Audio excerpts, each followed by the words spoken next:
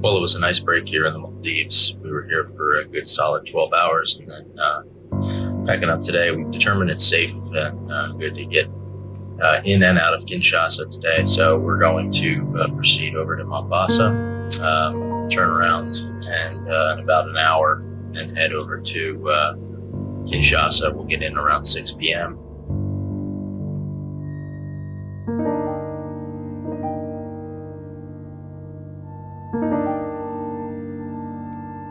Nobody gets into flying airplanes with the intention of becoming a ferry pilot. I didn't even know such a thing existed until years into my career. It sounds like a dream job to most people, traveling the world, flying all different types of aircraft. No 2 days ever the same. Got my exercise, got my steps in for the day. You gonna survive the high elevation stair climbing? Oh yeah, no wonder I can't breathe. I don't know how high Cali is. Yeah, I don't know what it is. We will soon. Mountains everywhere.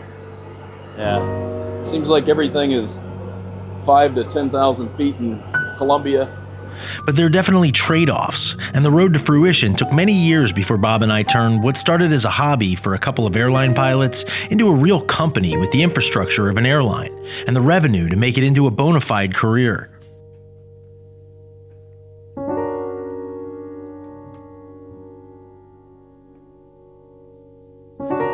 But ferry flying is more than just doing an airline pilot's job while wearing street clothes. Moving a heavy jet across the planet requires an orchestra of support.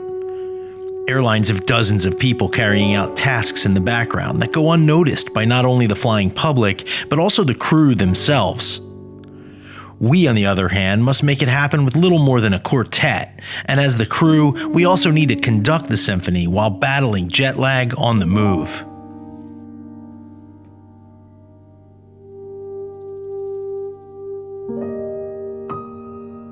There's always been a need to move airplanes. I mean, going back to World War II, I mean, ferry pilots, played a critical role, and most ferry pilots during World War II were women, in non-combatant roles that were flying B-25s and B-17s and DC-3s, over the ocean. So this is not a new concept by any stretch, and it's always existed on the periphery, and you don't hear about it. I mean, it's not a mainstream part of this industry.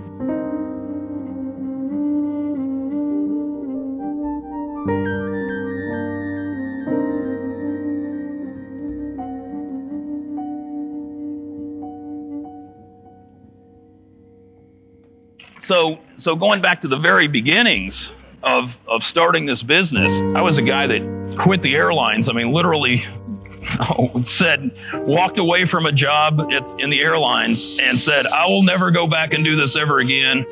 I had started this ferry business, but I had very few clients, not enough to make a living for sure. So I was doing everything that I could. I was cold calling anybody that owned an airplane. How going on 24 hours late? Yeah, dying. Been flying since yesterday morning from Marana, Arizona to Des Moines, to Goose Bay, Keflavik, and now we're on the last leg to Stockholm. Can't wait to get to a hotel. Have a few drinks and go to sleep. And through that, I found out that there was this billionaire down in Texas that was buying the entire fleet of US Air aircraft.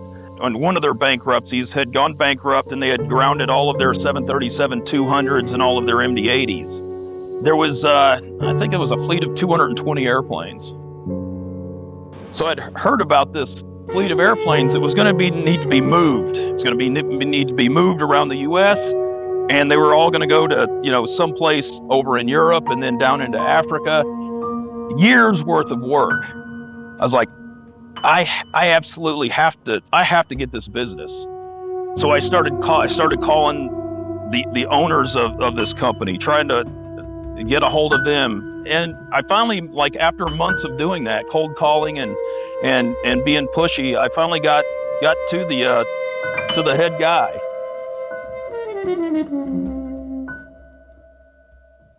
Mm-hmm. It was the late 90s when Bob first ventured into ferrying planes, and by the time I started contracting for him in '05, he'd already begun making a name for himself within the leasing industry. Initially, I was only rated on the DC-9 and MD-80, and that worked well back then, as the Mad Dog was only second to the 737 as the most common ferry mission. I'd go pick up a delivery to Nigeria or Russia while on days off from flying domestic Des Moines and Fargo turns with the airline.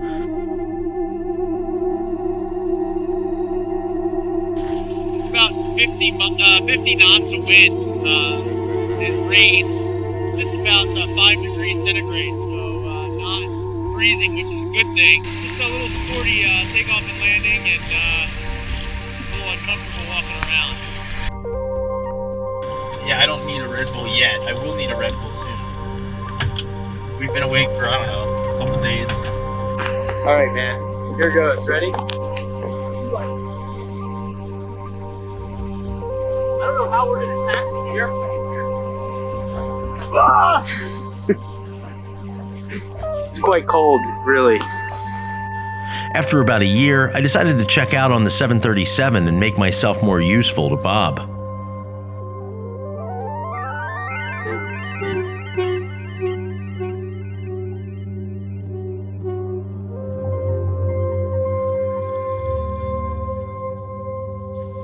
That was the first time in my career I was actively flying more than one type on a regular basis. I don't remember giving it even a second thought. My friend group was pretty much all ferry pilots, and it was just what we did. And we expect to be airborne out of Shanghai around 2 o'clock in the morning.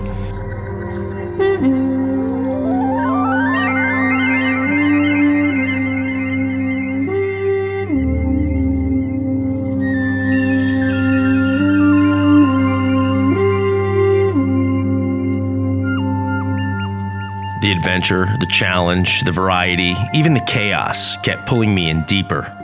My entire life, all I'd wanted was to be an airline pilot, but putting on the uniform every day, flying gamblers to Vegas and families to Disney World couldn't compete for my attention anymore. On June 30th, 2014, at age 37, I mailed my crew badge back to Vegas and ironically placed the biggest bet of my entire life on myself.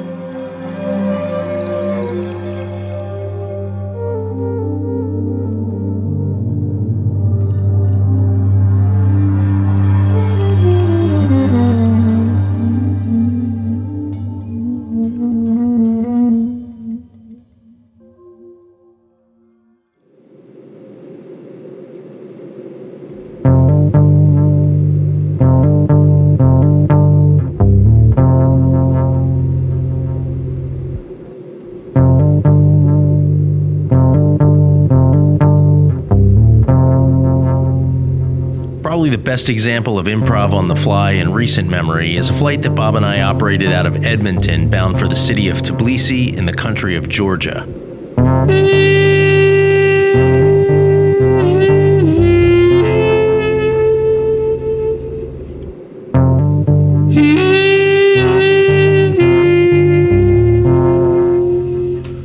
The airplane was a 737-300 that had just retired from Canadian North and was just sold to a startup airline in Georgia. There were 4 of them in total, and Bob and I would crew the first one with Pat Roa, one of our management pilots from our Asia office.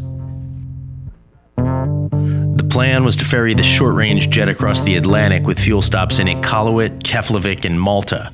And because Bob and I each had to go right into other separate projects later in the week, we brought Pat to heavy crew the mission in order to avoid overnight rest and keep things moving.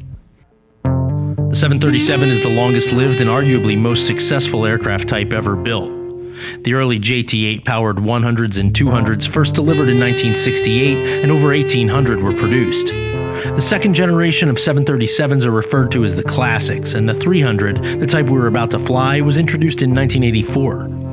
Boeing built over 1,900 classics between 84 and 2000, and this one was one of the last, delivering to British Airways in 1998. After the Classic came the NG, which rolled out in 1993 and ran until 2019, yielding a total of 7,124 units. The 300 became the 700, the 400 the 800, and then the long-body 900 was the final next-gen before the NG replacement, which is now in production, called the 737 MAX.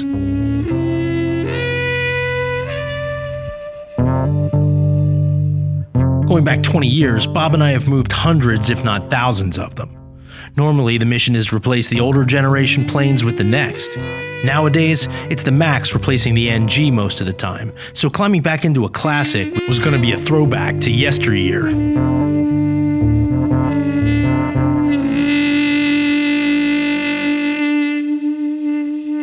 So when was the last time you flew a 737 Classic, Bob? I don't remember.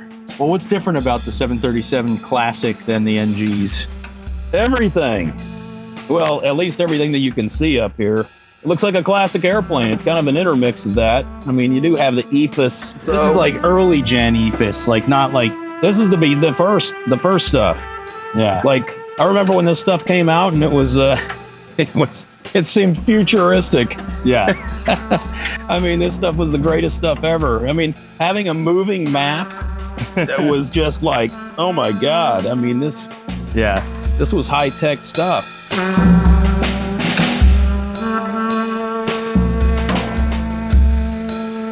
Like I haven't seen one like in this state of repair in a very long time. Yeah, this place seemed to take very good care of their airplanes. You know, and it's been flying up until recently. So it should be a very good airplane. Totally, man. Well, what's on tap for today?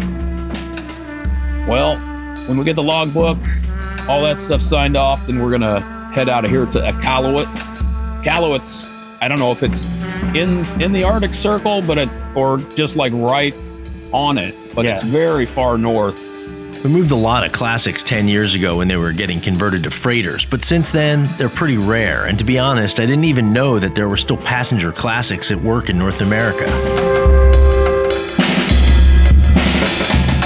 This bird also had a very uncommon feature, a set of retractable boarding stairs that could be electrically extended from the cabin, an option that adds weight and provides little benefit for major airlines, but works well for airlines that charter into small airports, and of course for ferry crews like us who'd otherwise have to spend $1,500 on a stair truck for an hour's worth of use during our fuel stops.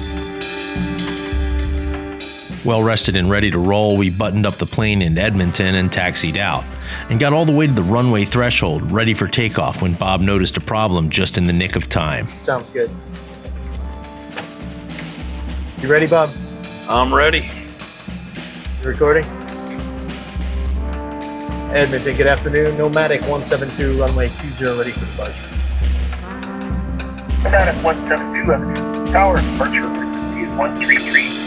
Decimal 65 in the air, the wind is 16011. Your takeoff runway 20. Clear for takeoff, runway 20, Nomadic 172. Hey, stop the recording for a second.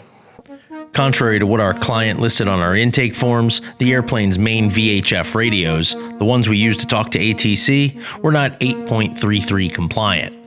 In short, European airspace is so densely packed that ATC opened up additional frequencies between the 25 kHz standard spacing, enabling 3 times as many available frequencies required to handle all of the radio traffic in Europe.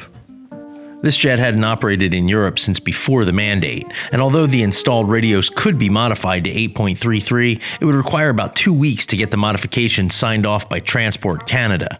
And for the airlines, time is money. 2 weeks? A lot of money. We went back to the ramp and immediately jumped into action. We presented the option of avoiding Europe completely by flying a westbound route across the Pacific.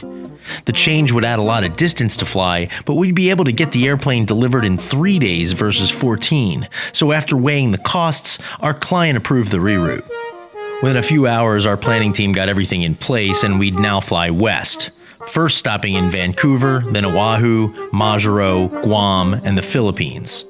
As a crew of 3, we could get that far without overnight rest, and dispatch would have the time needed to file for the overflight permissions for the second half from the Philippines to Dhaka, Bangladesh, Karachi, Pakistan, and then Tbilisi, Georgia. Since Bob and I only had 3 days to play with, we'd bail off the trip in the Philippines, and Wes would fly up from Bangkok to partner up with Pat for the second half. Going off of runway 20. Yep. And it's Hampo 2 departure, straight up. Everything came together really fast, about 6 hours from the time we confirmed the change. And you got the clearance and the good squawk in the box? Yep. It's all good. All right, I got a... On the taxi out, I realized I needed to get our catering orders in. You know, the most important thing. I'm gonna get 2 breakfast burritos, We're at Vancouver. 2 pad thais. No, in Hawaii. Oh, okay. There's no sandwiches. Clear, right? 2 salads. That should work. You want any Guam catering or should I get McDonald's? Yeah. Papa John's is good there. Oh, yeah. Papa John's? Yeah, that sounds good. What time will we be getting in there? Might be. Evening, like 8 p.m. Yeah. Yeah, it might still be open. You ready? Yeah. Nomadic 172 ready, runway 802. Nomadic 172, our departure frequency is 133 at 165 in the air, and 310 with 23 knots. Our checking takeoff runway 240. Okay, clear for takeoff, runway 02, departure 3365, Nomadic 172.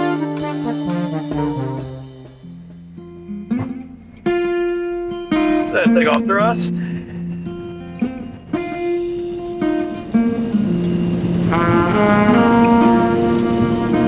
Thrust set.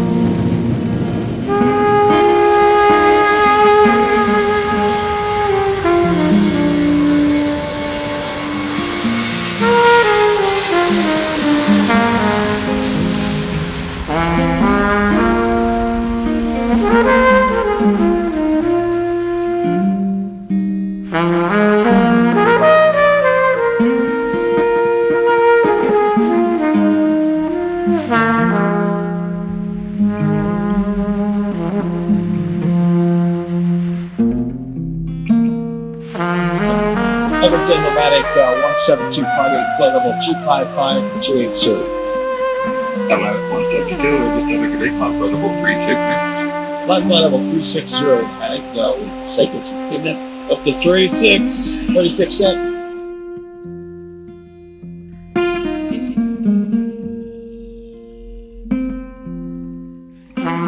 It's not Vancouver was closer to Edmonton than this.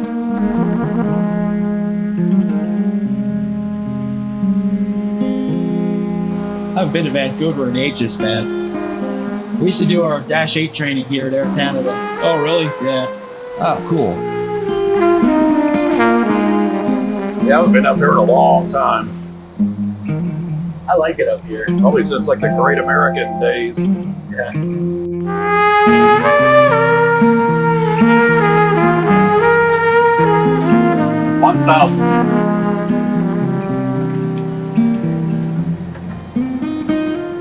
Autopilot's off.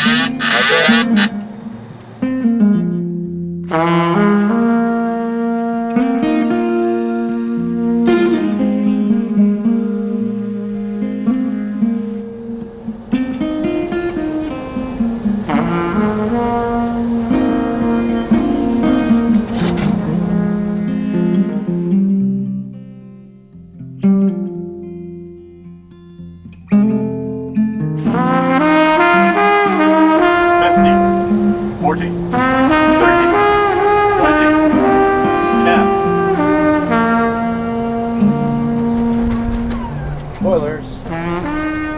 We'd barely started. Vancouver was only stop 1. We still had to island hop across the Pacific today, and the sun wouldn't set for another 11 hours.